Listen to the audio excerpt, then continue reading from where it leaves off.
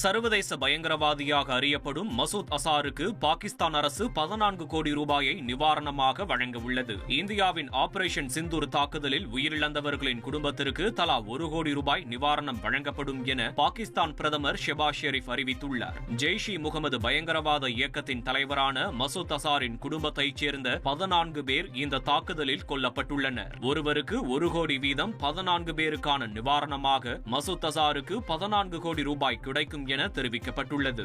அமெரிக்காவின் அழுத்தத்தால் இந்தியாவின் பாதுகாப்பு நலன்கள் அடமானம் வைக்கப்பட்டதா என காங்கிரஸ் பொதுச் செயலாளர் ஜெயராம் ரமேஷ் கேள்வி எழுப்பியுள்ளார். இது தொடர்பாக அவர் வெளியிட்டுள்ள எக்ஸ் தள பதிவில், அமெரிக்காவின் மத்தியஸ்தம் காரணமாகவே இந்தியா பாகிஸ்தான் இடையே நிலவி வந்த சண்டை நிறுத்தப்பட்டதாக ட்ரம்ப் தெரிவித்திருந்தார். இந்நிலையில் இதனை சுட்டிக்காட்டி கருத்து தெரிவித்துள்ள ஜெயராம் ரமேஷ், அமெரிக்காவின் அழுத்தத்தின் காரணமாக இந்தியாவின் பாதுகாப்பு நலன்களை பிரதமரும் வெளியுறவு அமைச்சரும் அடமானம் வைத்தார்களா என கேள்வி எழுப்பியுள்ளார். ஆபரேஷன் சிந்தூர் நடவடிக்கையில் உள்நாட்டிலேயே தயாரிக்கப்பட்ட வான் பாதுகாப்பு அமைப்பான ஆகாஷ்தீர் முக்கிய பங்காற்றியதாக பாரத் எலக்ட்ரானிக்ஸ் நிறுவனம் தெரிவித்துள்ளது. பாகிஸ்தானின் ஆளில்லா விமானங்கள் மற்றும் ஏவுகணைகளை இந்தியாவிலேயே தயாரிக்கப்பட்ட ஆகாஷ் ஏவுகணை உள்ளிட்ட வான் பாதுகாப்பு அமைப்புகள் முறியடித்தன. இதில் ஆகாஷ்தீர் பாதுகாப்பு அமைப்புக்கும் மிக முக்கியமான பங்கு உள்ளதாக கூறியுள்ள பொதுத்துறை நிறுவனமான பாரத் எலக்ட்ரானிக்ஸ் லிமிடெட், ஆகாஷ்தீருடன் ஒருங்கிணைந்த தரைவழி பாதுகாப்பு அமைப்புகள் பாகிஸ்தானின் வான் சாகசங்களுக்கு நரகமாக மாறியது என பெருமிதம் தெரிவித்துள்ளது.